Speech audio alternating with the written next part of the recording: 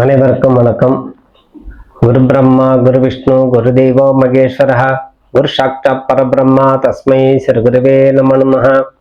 ஞானநந்தம் மயம் தேவம் நிர்மல ஸ்படிகாகிருதம் ஆதாரம் சர்வ வித்யானம் ஹயக்கருவ பாஸ்மிகே.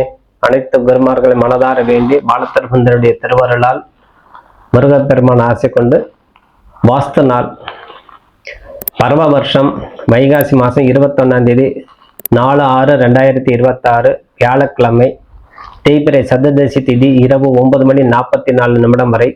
அதன் பின்பு பஞ்சமி திதி. உத்திராட நட்சத்திரம் நள்ளிரவு 2:09 வரை. அதன் பின்பு திருவோண நட்சத்திரம். இன்று சுப்ரம் நாமயோகம் காலை 9 மணி வரை. அதன் பின்பு பிரம்மம் நாமயோகம். பவகரணம் காலை 10:28 வரை. அதன் பின்பு பாலவ கரணம். இந்த நாள் முழுவதும் சித்த யோகமாக உள்ளது. வாஸ்து நாள். வாஸ்து பகவானுடைய நேரம் காலை 10:06 முதல் 10:42 வரை தான் வாஸ்துவுடைய நேரம். ஆகவே மொத்தம் 38 நிமிடமே. ஆகவே கொஞ்சம் சீக்கிரமாகவே பூஜை செய்து கொள்ளக்கூடிய காலமாகவே சொல்லலாம். இந்த வாஸ்து நாள் அந்த நேரத்துல நல்ல ஒரு தருணம். வியாழக்கிழமை 10:12 நல்ல முகூர்த்த காலம் மாதிரி. அதில் 10:06 முதல் 10:42 வரை வாஸ்து நாள்.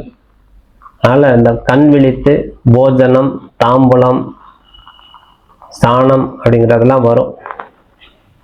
அந்த 30 நிமிடத்துக்குள்ள நம்ம அத்தனையும் பூஜை செய்து கொள்ளணும். அப்போ அதுக்கு முன்னாடி பூஜை தொடங்கணும். இந்த பூமி பூஜை பண்ணுறது அதுக்கு முன்னாடி ஒரு குருக்களை வச்சு வாஸ்து பகவானுக்கு உண்டான பூஜை ஹோமங்கள் செய்து கொள்வது எல்லாம் ஒரு 9 மணி 9:30 மணிக்கெல்லாம் நீங்கள் ஆரம்பித்து இந்த 10:06 இருந்து 10:42 வரை அந்த பூமி பூஜைக்கு உண்டான நேரத்தை ஒதுக்கி செய்து கொள்ளணும். அந்த நேரமே நீங்கள் கலச பூஜை செய்து அதெல்லாம் செய்யணும். ஷார்ட் பீரியட முடியாது, நேரத்தை கடந்து விடும். ஆக இந்த வாஸ்து பகவான் கண் விழித்து குறிப்பிட்ட நேரத்தில் பூஜை செய்து கொள்வது சிறந்தது.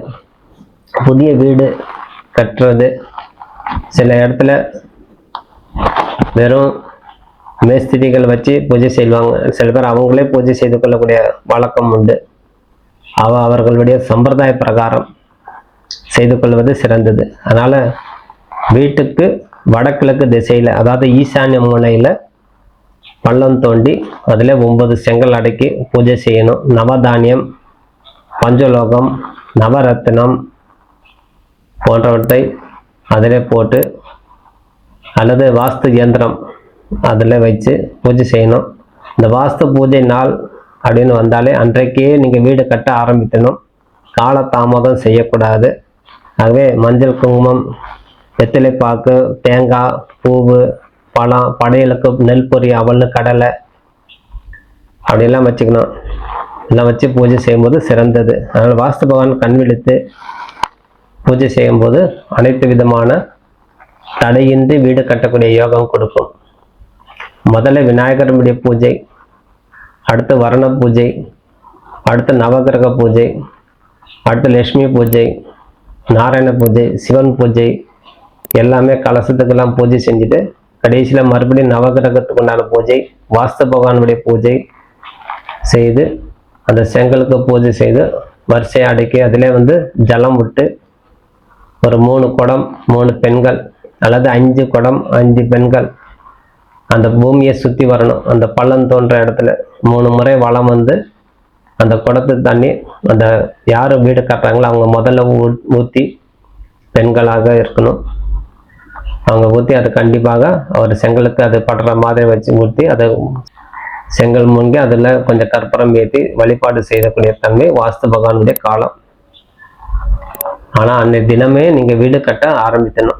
அது மேலே தாமதிக்க செய்யக்கூடாது. இன்னைக்கு வீடு பூஜை பண்ணுறோம், வைகாசி மாதம், இப்போ அவகாசம் கிடையாது, நல்ல நாள், நம்ம ஆடி முடிஞ்சு ஆவணியில் பண்ணலாம், இல்லை 2 மாதம் கழித்து பூஜை பண்ணிக்கலாம், வீடு கட்ட ஆரம்பிக்கலாம்னா வைக்காதீங்க. ஆவணி மாதம் ஒரு நல்ல நாள் பார்த்து பூஜை பண்ணால் போதும். அதனால் இதுக்கு நேரம் காலமே ஒதுக்குன்னா அந்த டயத்திலே முடிச்சிடணும். அன்னைக்கே வீடு கட்ட ஆரம்பிச்சதான் உங்க தடையின்றி அவர் தெய்வம் வாஸ்து பகவான் துணை புரிவார்.